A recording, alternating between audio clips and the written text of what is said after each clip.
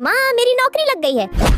अरे यार ये क्या हुआ? माफ कीजिए, आप ठीक हो? माफ करना, मैंने देखा नहीं था। अरे बेटी तुम घबराओ मत, मैं एकदम ठीक हूँ। अरे ये आपका फोन है, ये लो आंटी आपका फोन। अरे ये कैसे टूट गया? मेरा इतना महंगा फोन टूट गया। आंटी आप मुझे पैसे बता दो, मैं दे देती हूँ। 10,000 रुपए।